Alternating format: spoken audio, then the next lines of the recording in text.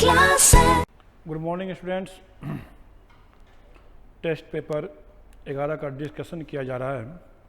Question number ये 46 है। 46 में लिखा हुआ है benzyl chloride, para chloro benzyl chloride, para methoxy benzyl chloride, para methyl benzyl chloride. तो यहाँ पे हम देखेंगे सबसे ज़्यादा सर्वाधिक स्टेबल कैटायन कौन सा होता है, और रिएक्टिविटी डायरेक्टली प्रोपोर्शनल होता है स्टेबिलिटी ऑफ कार्बोकैटायन के। 47 में ये जो रिएक्शन है, arrange the reactivity of given compounds in decreasing order towards equals HBr, ये रिएक्शन SN1 रिएक्शन हो जाएगी। तो इसका करेक्ट आंसर बी हो जाएगा। उसके बाद 48 में लिखा हुआ है कि arrange the reactivity of given compound, find decreasing order for the electrophilic substitution reaction.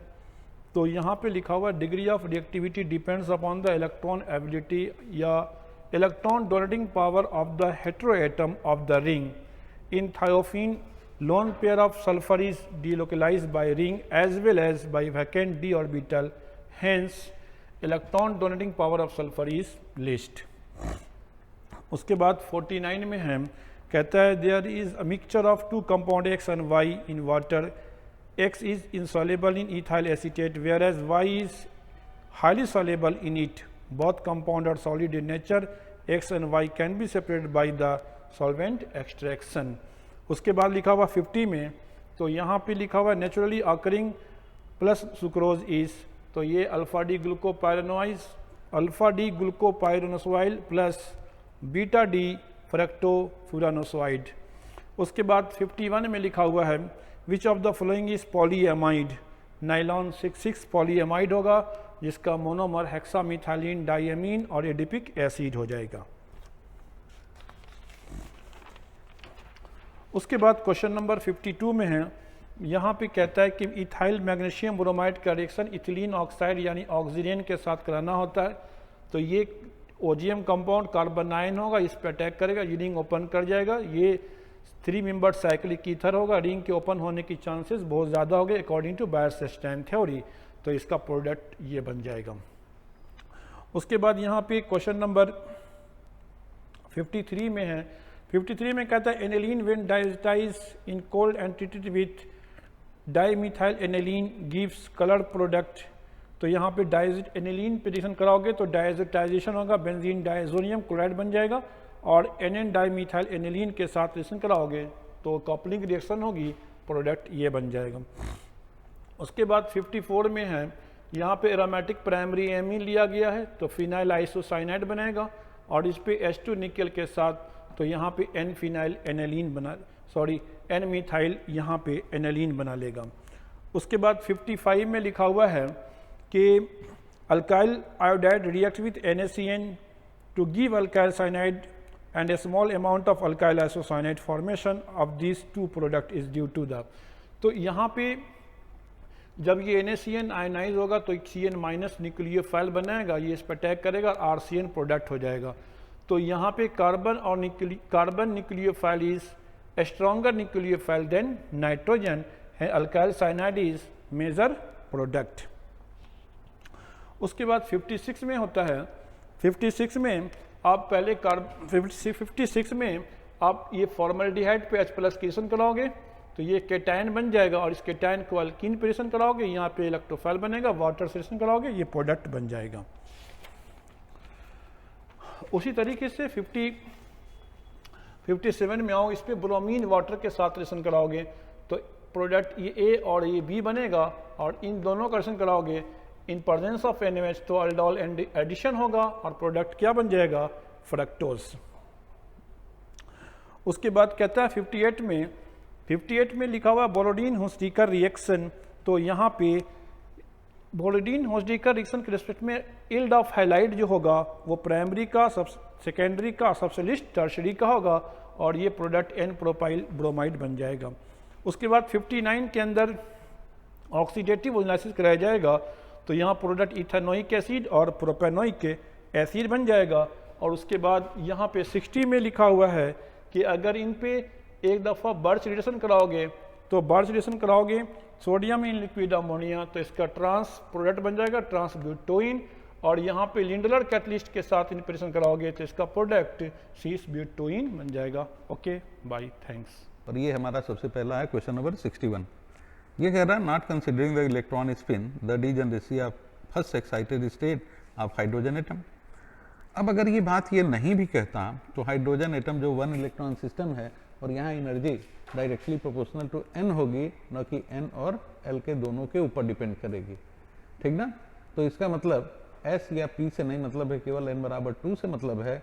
तो यहाँ से अब क्या कह रहे हैं, फर्स्ट एक्साइटेड स्टेट यानी n बराबर 2 में जब हम देखेंगे तो यहाँ 2s ऑर्बिटल है और 2p है, और इसके 1 बॉक्स और इसके 3 बॉक्स कुल मिला के 4 बॉक्स हुए, यानी यहाँ डीजनरेसी की वैल्यू है गई 4।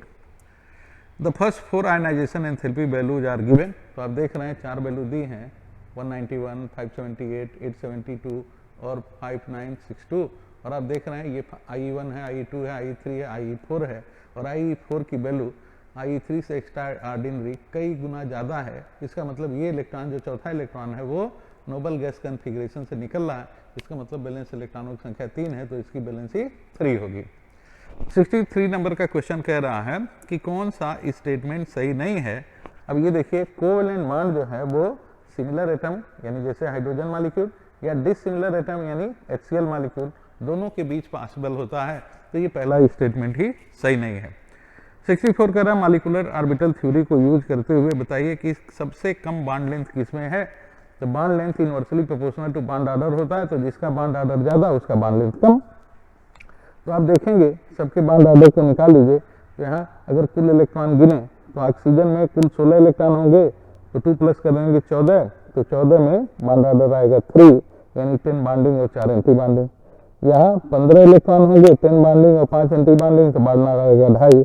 यहाँ होंगे 17 इलेक्ट्रॉन, 10 बॉन्डिंग और 7 एंटी बॉन्डिंग, तो बॉन्ड ऑर्डर आएगा 1.5। और यहाँ जो है 18 इलेक्ट्रॉन होंगे, 10 बॉन्डिंग में 8 एंटी बॉन्डिंग में, तो बॉन्ड ऑर्डर आएगा ये। और जिसका बॉन्ड ऑर्डर ज्यादा उसका बॉन्ड लेंथ कम, तो हमारा आंसर हो जाएगा O2+। 65 नंबर क्वेश्चन कह रहा है इलेक्ट्रोलिटिक रिफाइनिंग प्रोसेस किसके लिए यूज किया जाता है। तो इलेक्ट्रोलिटिक रिफाइनिंग हम कॉपर और जिंक के लिए यूज करते हैं। 1 बाय 1 देखें तो जर्मेनियम और सिलिकॉन दोनों मेटलाइड हैं, इसके लिए जोन रिफाइनिंग करते हैं। टिटेनियम और जिर्कोनियम जो है वेन अर्कल प्रोसेस है, वेपर फेज रिफाइनिंग प्रोसेस से करते हैं। और जिंक और ये मरकरी है, ये लो मेल्टिंग सॉलिड है, या जिनका मेल्टिंग पॉइंट कम है, ये सॉलिड है, ये लिक्विड है, तो इनको हम डिस्टिलेशन प्रोसेस यूज करते हैं। हमारा आंसर हो गया इलेक्ट्रोलिटिक रिफाइनिंग का कॉपर और जिंक। क्वेश्चन नंबर 66 हमारा कहता है कि किसके साथ हाइड्रोजन जो है इवॉल्व होगा। तो देखिए किसी भी एक्टिव मेटल के साथ जो है डाइल्यूट HNO3 हाइड्रोजन गैस नहीं देता है, और नोबल मेटल के साथ तो देता ही नहीं है। फिर भी आपको याद होगा कि मैग्नीज और मैग्नीशियम इन दोनों के साथ डाइल्यूट HNO3 क्या करता है, हाइड्रोजन गैस लिबरेट करता है। तो ये हमारा आंसर हो गया। आगे बढ़े, अगला क्वेश्चन कह रहा है the solubility of metal halide depends on their nature, lattice energy, hydration energy. तो इन दिए गए एल्कली मेटल से सॉल्युबिलिटी लिथियम क्लोराइड की सबसे कम होने का कारण क्या है। तो लिथियम क्लोराइड की सॉल्युबिलिटी के कम होने का कारण है इन दोनों केटायन एनायन की साइज छोटी है, और साइज छोटी होने के नाते जो है लैटिस एनर्जी की वैल्यू ज्यादा है, और इसी के कारण सॉल्युबिलिटी है कम। अब क्वाड क्या है, तो क्वाड जो है सिलिका के एक रूप को ही कहते हैं जिसमें सिलिकॉन एलिमेंट मौजूद है, तो ये हमारा आंसर हो गया ये। अब hot concentrated H2SO4 oxidising agent की तरह काम करता है। कॉपर के साथ यहाँ साल्ट तो बनाएगा ही, पर सल्फर डाइऑक्साइड गैस यहाँ लिबरेट करेगा। कार्बन के साथ यहाँ कार्बन मोनोऑक्साइड और कार्बन डाइऑक्साइड गैस लिबरेट करेगा। सल्फर के साथ अगेन सल्फर डाइऑक्साइड करेगा, और जिंक के साथ भी सल्फर डाइऑक्साइड ही लिबरेट करेगा। तो यहाँ 2 निकलने वाली गैसें हैं, कार्बन मोनोऑक्साइड और कार्बन डाइऑक्साइड, जो एक एलिमेंट से निकल रही है। तो हमारा आंसर जो हो गया कार्बन हो गया। अब कह रहा है लिस्ट 1 और लिस्ट 2 को मैच करें। तो हमारे ये 4 कंपाउंड हैं, इनका हाइब्रिडाइजेशन निकाल लेंगे, शेप देख लेंगे, बॉन्ड पेयर लोन पेयर गिन लेंगे। तो पहले ज्योमेट्री देखेंगे, बॉन्ड पेयर लोन पेयर गिनते ही शेप पता चल जाएगा। तो पहले केस में हाइब्रिडाइजेशन sp3 ज्योमेट्री हो गई ऑक्टाहेड्रल, 4 बॉन्ड पेयर हैं क्योंकि 4 सराउंडिंग एटम, तो 2 लोन पेयर, और 4 बॉन्ड पेयर 2 लोन पेयर के शेप को कहते हैं स्क्वायर प्लेनर। यहाँ ClO3 को बेंट रूल से हाइब्रिडाइजेशन नंबर निकालेंगे तो sp3 होगा। अब टेट्राहेड्रल ज्योमेट्री होगी, लेकिन 3 सराउंडिंग है तो बॉन्ड पेयर 3 और lone pair 1, 3 bond pair 1 lone pair को पिरामिड कहते हैं। यहाँ ClF3 है, इंटर हेलोजन कंपाउंड है, हेलोजन में यहाँ 7 बैलेंस इलेक्ट्रॉन और 3 सराउंडिंग, तो 7 + 3 हो गया 10, और 10 का हाइब्रिडाइजेशन नंबर निकालेंगे तो 5sp3d1 होगा, और यहाँ 3 सराउंडिंग है तो बॉन्ड पेयर 3 लोन पेयर 2, तो इस तरह से इसको टी शेप कहेंगे। और यहाँ देखिए 7 + 2 9 और 1 10 हो गया, यहाँ भी sp3d1 हाइब्रिडाइजेशन होगा, यहाँ भी जो है क्या होगा, ट्राइगोनल बाई पिरामिड ज्योमेट्री होगी, लेकिन 2 बॉन्ड पेयर है 3 लोन पेयर है, तो इसको हम बोलेंगे लीनियर। और इंटरस्टिशियल कंपाउंड की प्रॉपर्टी से रिलेट करता है क्वेश्चन नंबर 71। तो इंटरस्टिशियल यानी कि वाइड में कुछ नॉन मेटल इंट्रोड्यूस हो गए, फिर भी मेटल तो है तो इसकी कंडक्टिविटी मेंटेन रहेगी, और इसका मेल्टिंग पॉइंट जो है पहले से बढ़ जाएगा क्योंकि डेंसिटी भी बढ़ गई है क्रिस्टल की, और डेंसिटी बढ़ जाने से इनकी हार्डनेस भी बढ़ गई क्योंकि वाइड भी पैक हो गए, लेकिन दे रिमेन स्टिल क्या है, कंडक्टर तो है सब कुछ है, लेकिन दे आर केमिकली इनर्ट, तो ये केमिकली इनर्ट होते हैं, और हमारा क्वेश्चन में लिखा हुआ केमिकली रिएक्टिव, तो ये आंसर हो गया गलत।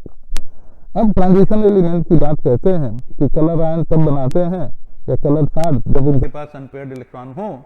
अब यहाँ पे देखिए तो Ag2SO4 में यहाँ Ag +1 ऑक्सीडेशन स्टेट में है, और +1 ऑक्सीडेशन स्टेट का जो Ag है D10 कॉन्फ़िगरेशन रखा, CF2 में D9 कॉन्फ़िगरेशन है, Z का भी +2 ऑलमोस्ट D10 में है, और क्यूप्रस क्लोराइड भी D10 कॉन्फ़िगरेशन में है, तो यही केवल D9 में है, बाकी सब D10 में है, तो यही कलर्ड होगा।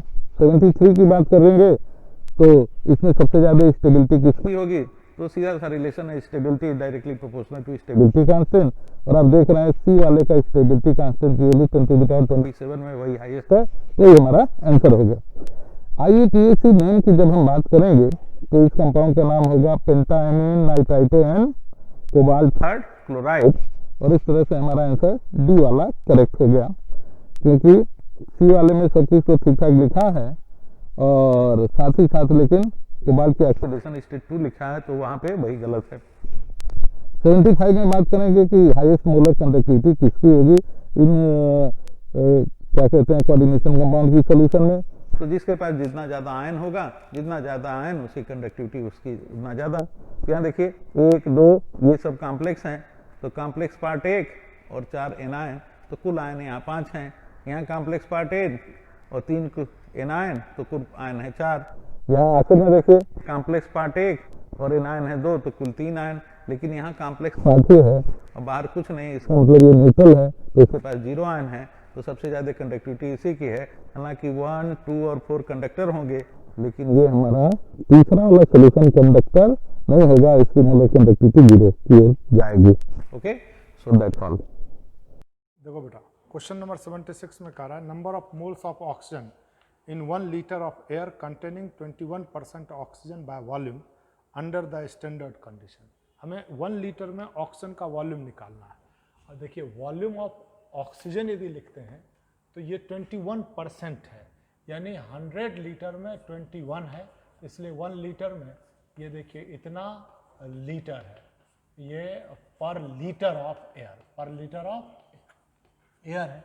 अब मुझे निकालना है number of moles, number of moles, number of moles of O2।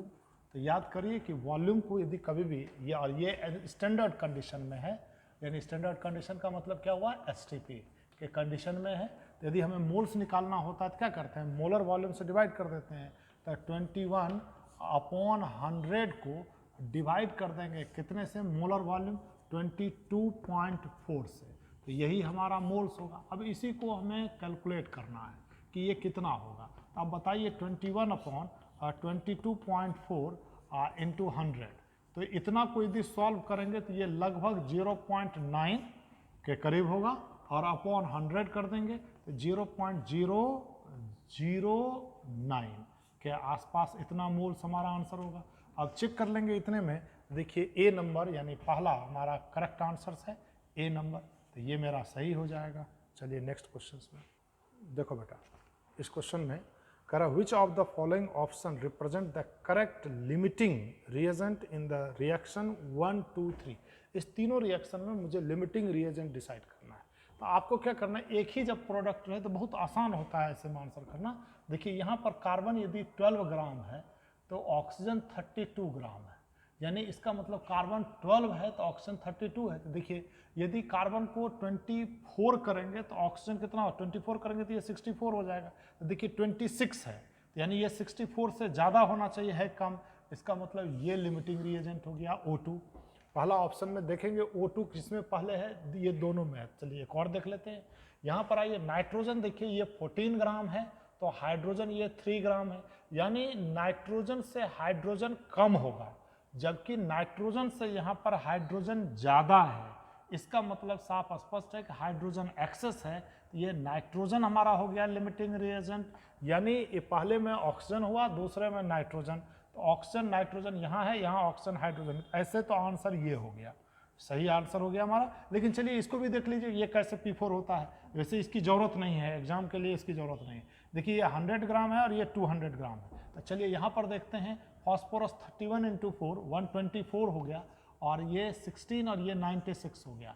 यानी फॉस्फोरस 124 है तो ऑक्सीजन उससे कम है, तो फॉस्फोरस 100 है तो ऑक्सीजन यहाँ पर देखिए ज़्यादा है। इसका मतलब है कि ये एक्सेस है, तो लिमिटिंग कौन हो गया, P4। तो P4 देखिए लिमिटिंग है, तो ये हमारा करेक्ट आंसर हो गया। चलिए नेक्स्ट क्वेश्चन देखो। इस क्वेश्चन में बेटा कह रहा है कि विच of the following liquid will exhibit the highest vapour pressure. देखिए इसका मतलब क्या हुआ कि किसी टेम्परेचर पर ज़्यादा से ज़्यादा लिक्विड वेपर में बदल जाए, तो ज़्यादा से ज़्यादा लिक्विड वेपर में बदलेगा तो वेपर प्रेशर ज़्यादा होगा। तो ज़्यादा लिक्विड वेपर प्रेशर में कब बदलेगा, जब लिक्विड के मॉलिक्यूल के बीच का इंटरेक्शन कमज़ोर होगा। तो अब आइए ज़रा देखते हैं इंटरेक्शंस पर। देखिए ये भी पोलर है, ये भी पोलर है, ये भी पोलर है, ये भी पोलर है, सभी मॉलिक्यूल्स पोलर है। यदि इसमें से कोई नॉन पोलर मॉलिक्यूल्स होता तो हम उसे ले लेते, लेकिन ये सभी पोलर है। अब पोलर में देखिए यहाँ पर बॉन्डिंग्स जो है वो किस तरह का है, तो हाइड्रोजन बॉन्डिंग्स है। तो हाइड्रोजन बॉन्डिंग इसमें भी है, इसमें जो हाइड्रोजन बॉन्डिंग होगा तो 2 इथाइल अल्कोहल के हाइड्रोजन और ऑक्सीजन के बीच में होगा। इसमें जो होगा नाइट्रोजन और हाइड्रोजन के बीच में होगा, इसमें जो होगा हाइड्रोजन और फ्लोरीन के बीच में होगा, इसमें भी ऑक्सीजन और हाइड्रोजन के बीच में होगा। तो ऑक्सीजन और हाइड्रोजन के बीच का जो हाइड्रोजन बॉन्डिंग होता है वो मजबूत होता है, तो इसलिए यहाँ पर इंटरेक्शन मजबूत है। इसलिए ऐसी स्थिति में इवापोरेशन जो होगा वो आसानी से नहीं होगा। तो सबसे आसानी से इवापोरेशन जिसमें कमजोर हाइड्रोजन बॉन्डिंग है वो कौन है, अमोनिया। इसलिए हम अपना आंसर किसको करेंगे, अमोनिया। इजीली इवापोरेट करेगा, इसलिए नंबर ऑफ वेपर्स जो होगा वो ज़्यादा होगा, और इसीलिए हमारा आंसर यहाँ पर क्या बनेगा, अमोनिया। उसका वेपर प्रेशर ज़्यादा हो जाएगा। नेक्स्ट क्वेश्चन देखिए 79 में कह रहा है the species which by definition has the zero standard molar enthalpy of formation at 298 kelvin. देखिए आप पढ़े हैं कि यदि किसी भी एलिमेंट की यदि एब्सोल्यूट इंथैल्पी की बात करते हैं तो वो जीरो कभी नहीं होता, लेकिन जब हम इंथैल्पी को डिटरमाइन कर रहे होते हैं तो याद करिए मैंने कहा है कि यदि 298 केल्विन टेम्परेचर और 1 atm प्रेशर पर किसी भी सब्सटेंस की इंथैल्पी की बात करते हैं तो वो उस सब्सटेंस का स्टैंडर्ड इंथैल्पी कहलाता है, और किसी भी सब्सटेंस की इंथैल्पी उस सब्सटेंस की इंथैल्पी ऑफ फॉर्मेशन के बराबर होता है। दूसरी बात हमने पढ़ा है कि कोई भी एलिमेंट हो, कोई भी, फिर से ध्यान दीजिएगा बात को, कोई भी एलिमेंट हो यदि वो अपने स्टेबल स्टेट ऑफ एग्रीगेशन में होता है तो उसकी इंथैल्पी को हम स्टैंडर्ड कंडीशन में जीरो मान लेते हैं। तो अब आइए यदि कोई एलिमेंट हो, तो पहले देखिए ये एलिमेंट नहीं है इसलिए ये दोनों तो आंसर होगा नहीं, ये दोनों एलिमेंट है। अब इस दोनों में से देखना है तो स्टेबल स्टेट ऑफ एग्रीगेशन, तो स्टेबल स्टेट ऑफ एग्रीगेशन का मतलब क्या है, तो कोई भी एलिमेंट कह दीजिए 298 केल्विन और 1 atm प्रेशर पर जिस किसी भी फिजिकल स्टेट में होता है उस फिजिकल स्टेट को हम उस, और जो उसका मॉलिक्यूलर फार्मूला होता है, कोई भी एलिमेंट जिस किसी भी फिजिकल स्टेट और जो मॉलिक्यूलर फॉर्म होते हैं, फार्मूला होता है, उसे ही हम उस एलिमेंट का स्टेबल स्टेट ऑफ एग्रीगेशन कहते हैं। तो आप देखिए ये Br2, तो याद करिए हम लोग बोलते हैं fluorine F2 Cl2 Br2 I2, fluorine का गैसियस स्टेट होता है और फार्मूला होता है F2। तो F2 जो F2 गैस फ्लोरीन का स्टेबल स्टेट ऑफ एग्रीगेशन है उसकी इंथैल्पी जीरो होगी। सी क्लोरीन ये भी गैसियस स्टेट में है और फार्मूला होती है Cl2, तो Cl2 gas stable state of aggregation में है और उसकी इंथैल्पी जीरो होगी। फिर आ जाइए Br2, तो ब्रोमीन रूम टेम्परेचर पर यानी 298 केल्विन टेम्परेचर और 1 atm प्रेशर पर लिक्विड स्टेट में होता है, तो Br2 लिक्विड ब्रोमीन का स्टेबल स्टेट ऑफ एग्रीगेशन है, उसकी एंथैल्पी जीरो होगी। आयोडीन I2 सॉलिड, तो I2 सॉलिड आयोडीन का स्टेबल स्टेट ऑफ एग्रीगेशन, उसकी एंथैल्पी जीरो होगी।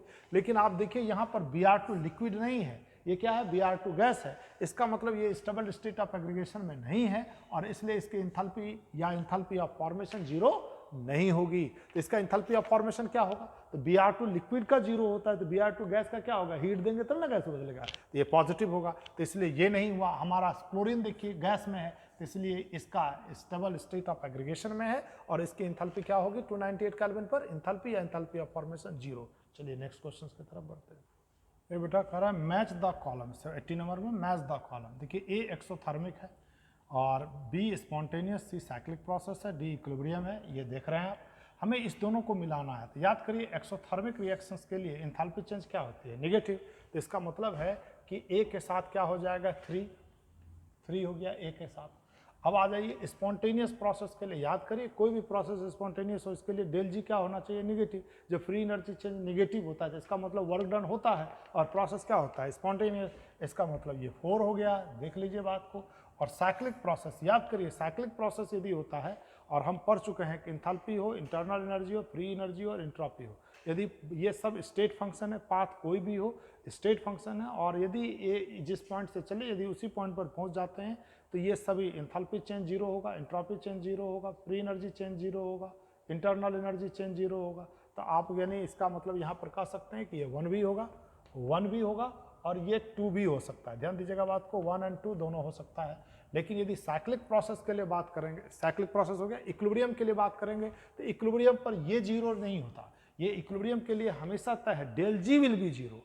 लेकिन डेल जी नॉट, याद करिए बोल दे रहे हैं हम, डेल जी नॉट जीरो हो भी सकता है और नहीं भी, लेकिन del G must be zero. तो यहाँ तो डेल जी है तो इसलिए इसके लिए क्या होगा बोलिए, ये डेल जी यानी 2 नंबर होगा। तो आप चेक कर लीजिए, ए का 1 3, बी का 4, सी में यदि 2 है तो ठीक है, यदि एक ही है तो सी में क्या होना चाहिए, एक यदि है, सी साइक्लिक प्रोसेस है तो 1 दे दीजिए और डी में 2 दे दीजिए। इसलिए हमारा आंसर जो होगा ये ए का 3 लिखा हुआ है, बी का 4 और सी का 1 और डी का 2, ये आंसर कर लेंगे डी का 2। ध्यान में रख लेंगे बात को, ये आपका आंसर नंबर है डी। चलिए नेक्स्ट में बढ़ते हैं। देखिए बेटा इस क्वेश्चन में भी मैच करना है मुझे, कह रहा है Q C great less than K C यहाँ पर।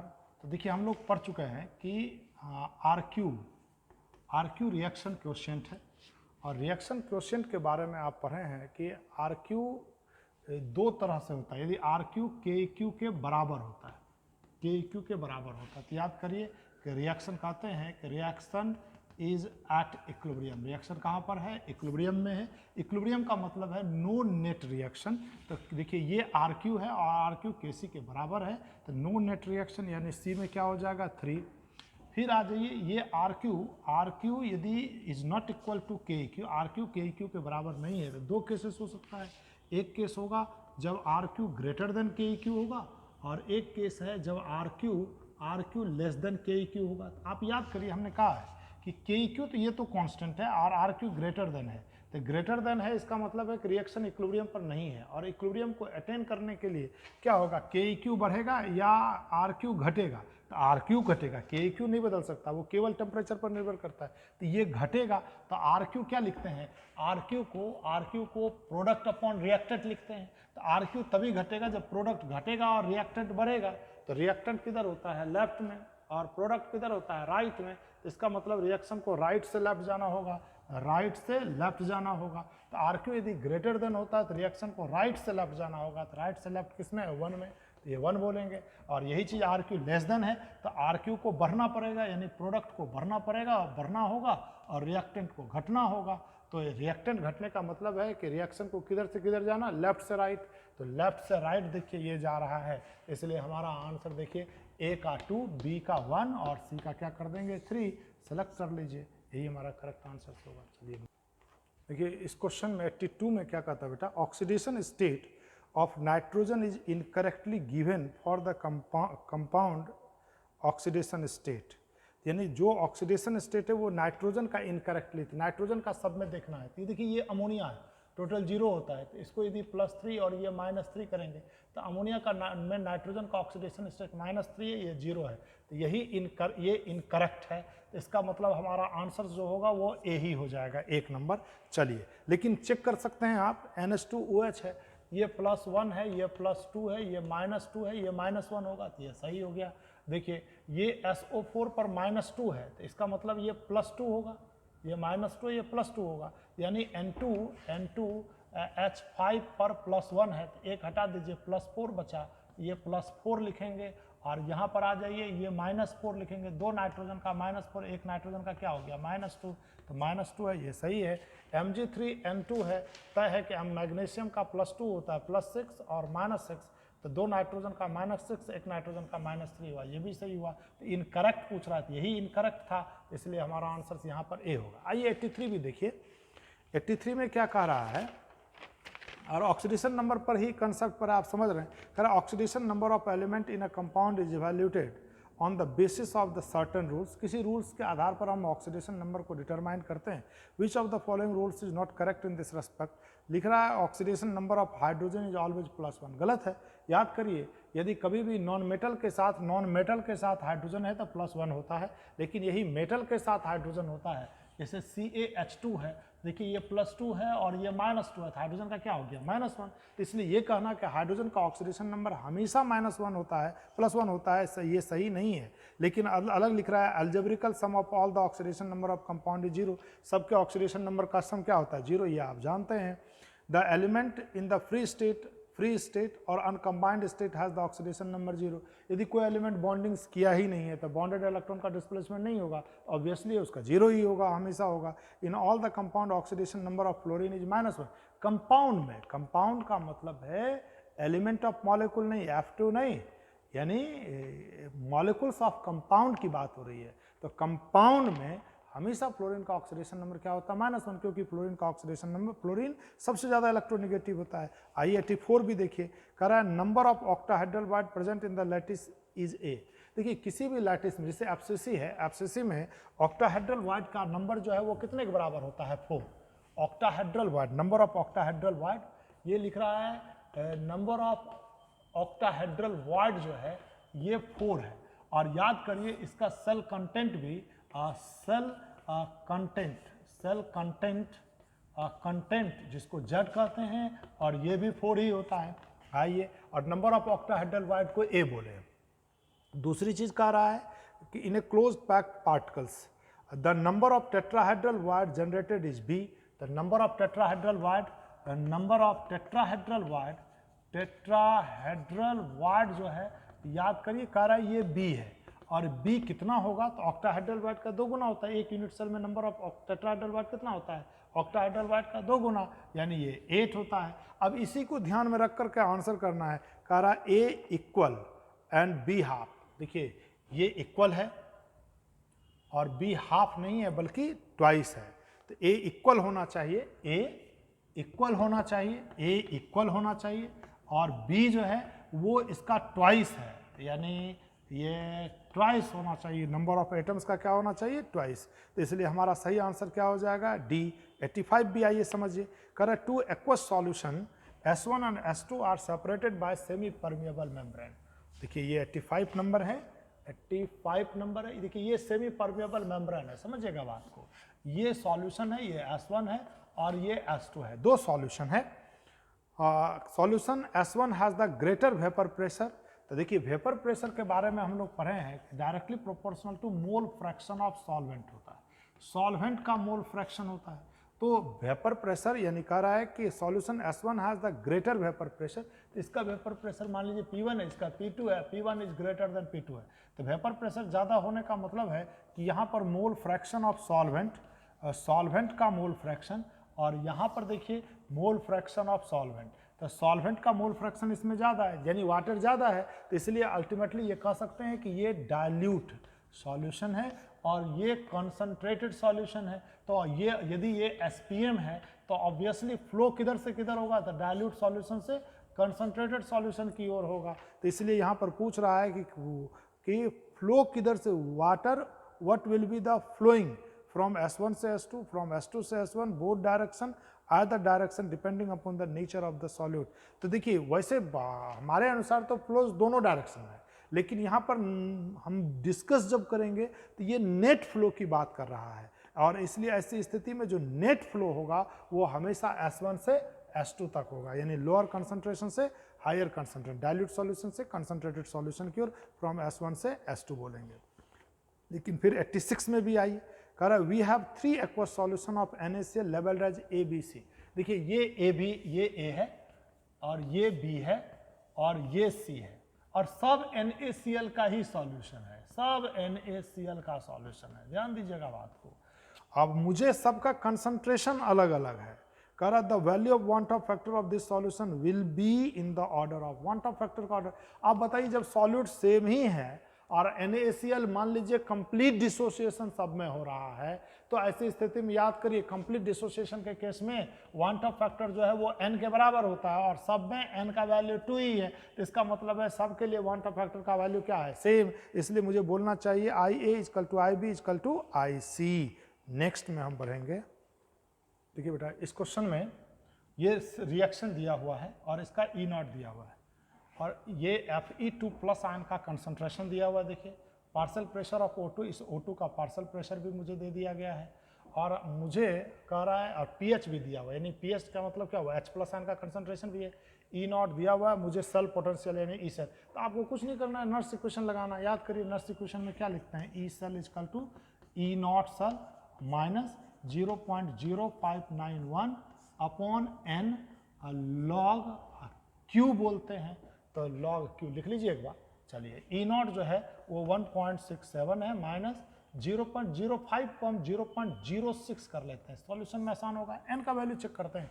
देखिए एक ये Fe 0 में है और ये +2 में है, तो 0 से +2 में गया है तो 2 का चेंज हुआ है, 2 Fe है तो 4 का चेंज है, बैलेंस रिएक्शन है, तय है, टोटल लॉस और टोटल गेन बराबर ही होगा, इसलिए हम यहाँ पर क्या लिखेंगे 4 और log Q लिखेंगे। तो ये Fe2+ आयन का कंसंट्रेशन, Fe2+ आयन का कंसंट्रेशन कितना है 10⁻³ का होल स्क्वायर कर देंगे, देखिए, और अपॉन ये H कर दीजिए पार्शियल प्रेशर ऑफ O2 कितना है 0.1 है और फिर H+ आयन का कंसंट्रेशन pH3 दिया हुआ है, तो कंसंट्रेशन हुआ 10⁻³ और इसका टू दी पावर क्या कर देंगे 4। देखिए चेक करिएगा बात को। अब आइए 1.67 माइनस 0.06 अपॉन 4, इसे यदि हम सॉल्व करते, देखिए 10⁻³ है और ये 10⁻12 है, ऊपर चला जाएगा तो बच जाएगा कितना -6, हटा दीजिए नीचे -6 और ये माइनस 10⁻7 हुआ, इधर ले आएंगे यानी -7 हो गया। इसको यदि सॉल्व करेंगे तो ये वैल्यू किसके बराबर होगा 10⁻7 और 7 को इधर ले आएंगे तो ये 7 हो गया। अब आप बता दीजिए 2 से यदि इसे हम कैंसिल कर दें, 2 × 4 और 2 × 3 = 6 यानी 0.03 कर देंगे। अब बता दीजिए इसे भी यदि हम कैंसिल कर दें 0.015 ये बोल सकते हैं, यानी 1.67 माइनस 0.015 इंटू 7 कर देंगे। अब इसे यदि हम सॉल्व कर लें तो यह वैल्यू ये 1.67 से कम ही होगा ना, 67 से कम होगा, 67 से कम देखिए 2 आंसर है और सॉल्व करिएगा तो ये वैल्यू लगभग 1.57 के करीब आ जाएगा, तो इसलिए हमारा आंसर जो हो जाएगा वो क्या हो जाएगा डी। चलिए नेक्स्ट क्वेश्चन में बढ़ते हैं। 88 में कह रहा है बेटा the reduction potential of hydrogen half cell will be negative. Hydrogen half cell negative होना चाहिए, ताकि हाफ सेल का मतलब यही हुआ, ये H+ आयन है, एक इलेक्ट्रॉन गेन किया, ये हाफ H2 में बदला। अब इसके लिए नर्स इक्वेशन आप लिखेंगे E = तो हाइड्रोजन का स्टैंडर्ड रिडक्शन पोटेंशियल का वैल्यू 0 होता है, तो सीधा 0 माइनस 0.0591 अपॉन देखिए एक इलेक्ट्रॉन लॉग ये partial pressure of H2 to the power half upon कह दीजिए H+ आयन का कंसंट्रेशन, ऐसे लिख देंगे, ये कंसंट्रेशन लिखेंगे। देखिए ये 0 है, मिटा देते हैं, ये निगेटिव होना चाहिए, तो इसका मतलब ये टर्म पॉजिटिव होना चाहिए। ये पॉजिटिव तभी होगा जब ये ग्रेटर देन 1 होगा, यानी PH2 to the power half is greater than H+ ion का कंसंट्रेशन, ये होना चाहिए। और आप PH2 to the power half ये कह सकते हैं, ये ग्रेटर देन होना चाहिए, यानी PH2 is greater than H+ ion concentration का स्क्वायर।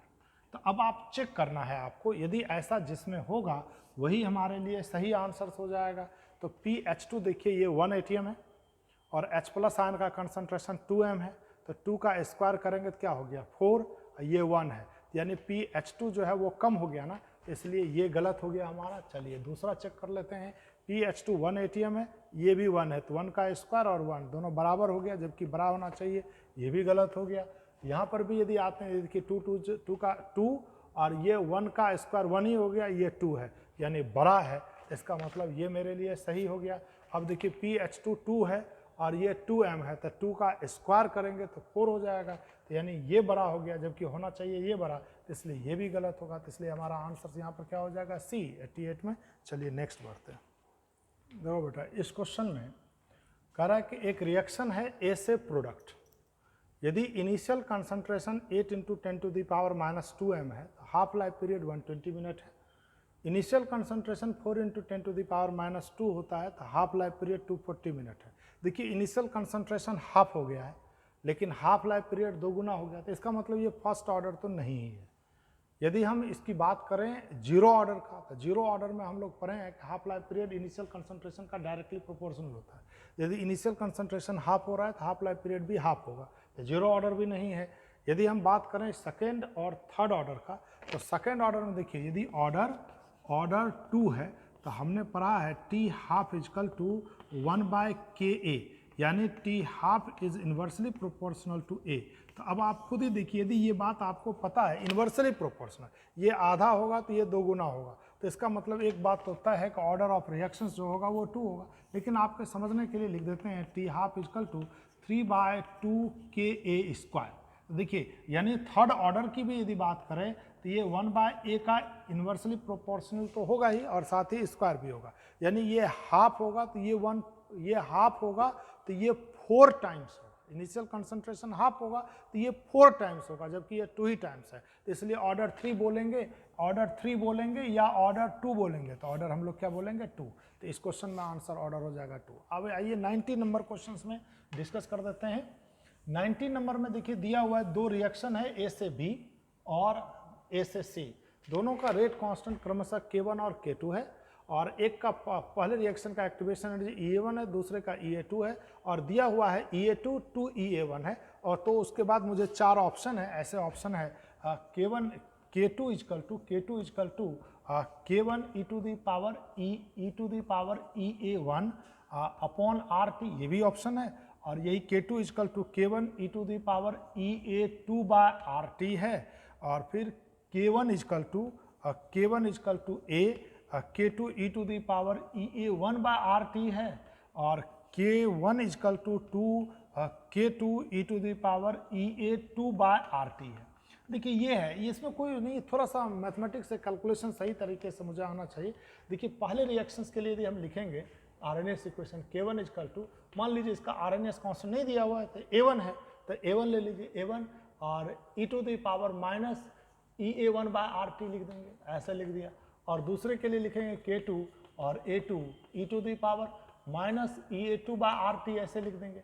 अब आप K1 और K2 का रेशियो कर लीजिए, K1 अपॉन K2 कर देंगे, तो देखिए A1 अपॉन A2 हो जाएगा, ये लिख लीजिए, और e to the power minus EA1, और ये ऊपर चला जाएगा तो प्लस EA2 हो जाएगा, अपॉन RT कर सकते हैं, अब देखिए EA2 जो है वो 2EA1 है, तो हम इस EA2 की जगह पर, इसकी जगह पर हम 2EA1 लिख सकते हैं, और इस दोनों के रेशियो को एक अनदर कांस्टेंट A ले लीजिए, तो यानी K1 upon K2 is equal to A, इस रेशियो को ले लिया A, और e टू द पावर आइए देखिए प्लस EA1/RT होगा, तो यानी हम यहाँ पर लिख सकते हैं K1 is equal to A K2 e to the power EA1/RT। देखिए यही हमारा 4 ऑप्शन में से एक ऑप्शन होगा, तो ये हमारा C नंबर में ये ऑप्शन है, इसलिए ये करेक्ट होगा।